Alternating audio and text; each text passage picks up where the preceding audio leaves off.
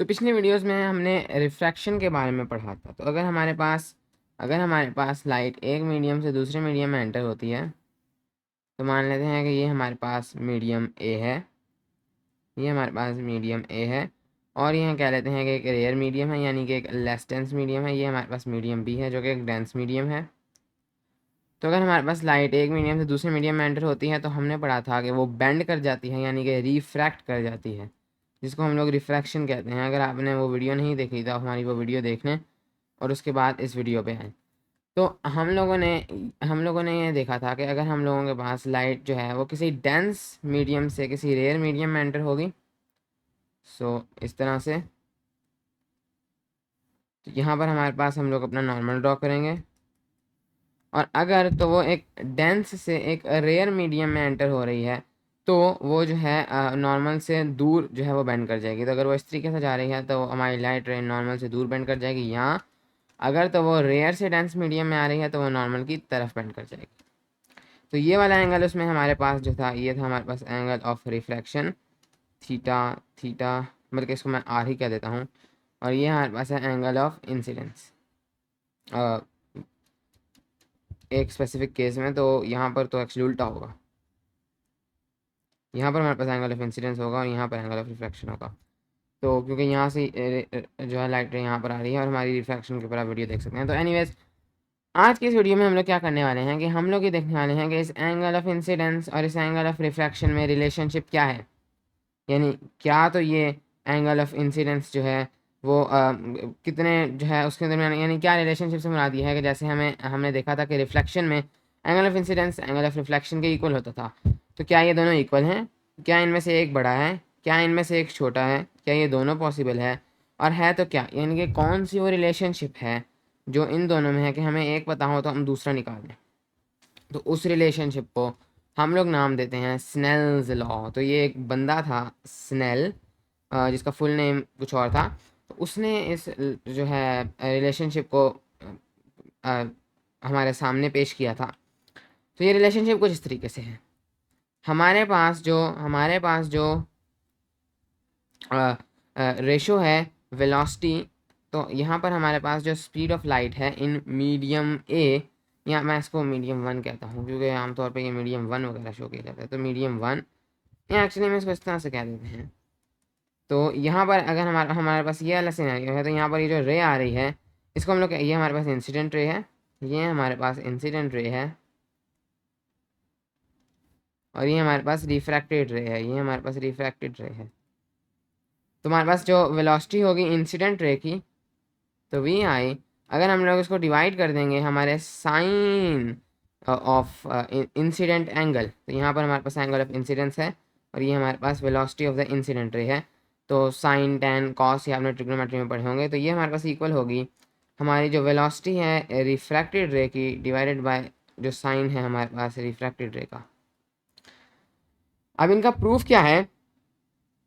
तो बेसिकली इनका जो प्रूफ है वो थोड़ा एडवांस लेवल का है, तो उसको हम लोग इस वीडियो में कवर नहीं करेंगे। इस वीडियो में हम लोग थोड़ा सा इसको मेमोराइज ही करने की कोशिश करेंगे, क्योंकि ये जो है एक कम्प्लेक्स लॉ है और इसको जो है ड्राइव एडवांस लेवल पे किया जाता है। तो इस वीडियो के लेवल तक, ग्रेड 10 के लेवल तक हम लोग इसको जो है ज़बानी ही याद करके जो है इसको यूज़ करेंगे। अब सबसे पहले हम लोग इसको एक यूज़फुल फॉर्म में लिख लेते हैं। तो ये इसकी असल फॉर्म तो ये है जो कि स्नेल ने दी थी, लेकिन इसको आमतौर पर टेक्स्ट बुक्स में थोड़े इजी फॉर्म में लिखा जाता है। तो इसको जो एक और फॉर्म में यहाँ पर से मैं डायरेक्ट कन्वर्ट कर सकता हूँ। तो मैं इस तरह लिख सकता हूँ V I sine of the refracted angle is equal to V R sine of the incident angle. तो ये जो है आपके पास जो वो है क्रॉस मल्टीप्लिकेशन हो गई, तो इस तरीके से आपके पास ये आ गया। आगे मैं इसको मज़ीद सिंप्लीफाई करूँ तो मेरे पास बन सकता है V I divide by V R. मैं ये वेलोसिटीज़ को इधर ले जाऊँ, मैं इसको कह सकता हूँ sine of I divided by sine of R, sine of I divided by sine of R. तो ये हमारे पास, अगर मैं एक चीज़ देखूँ, अब आप शायद रिफ्रैक्टिव इंडेक्स के जो तस्वुर है उससे फिर जो है वाकिफ़ हों या उससे ना वाकिफ़ हों, तो आप उसके ऊपर हमारी वीडियो देखें। तो आपको जो है रिफ्रैक्टिव इंडेक्स के बारे में समझ आ जाएगी। तो ये हमारे पास जो रिफ्रैक्टिव इंडेक्स है, जो एक स्टैंडर्ड एब्सोल्यूट रिफ्रैक्टिव इंडेक्स है, वो बेसिकली अगर किसी मटेरियल का हम लेते हैं तो हमें क्या करना है कि हमें स्पीड ऑफ लाइट लेनी है इन वैक्यूम, उसको उस मटेरियल के अंदर जो स्पीड ऑफ लाइट है उससे डिवाइड कर देना है, तो हमारे पास उसका रिफ्रैक्टिव इंडेक्स आ जाएगा। तो बेसिकली ये वाली जो हमारे पास रेशो है ये हमारे पास इक्वल होती है, ये वाली जो हमारे पास रेशो है ये हमारे पास इक्वल होती है जो हमारे पास रिफ्रैक्टिव इंडेक्स एंड जो सिंबल है। आप हमारे रिफ्रैक्टिव इंडेक्स के ऊपर वीडियो लाजमी देख रहे हैं, तो उसके बाद इस वीडियो की आपको ज़्यादा अच्छे से समझ आएगी। बल्कि ये दोनों वीडियोस लिंक्ड हैं, स्नेल्स लॉ और रिफ्रैक्टिव इंडेक्स वाली वीडियो लिंक्ड है, तो दोनों को जब आप फुल देखेंगे तो आपको जाकर इन चीज़ों की समझ आएगी। तो एनीवेज ये जो है यहाँ पर से इधर आपने क्या करना है कि इस जो ये जो रेशो है इसको आप लिख सकते हैं N of R divided by N of I is equal to sine of I R. और इसको आप कैसे लिख सकते हैं इस तरीके से, तो यहाँ पर मैं इसको शो कर देता हूँ।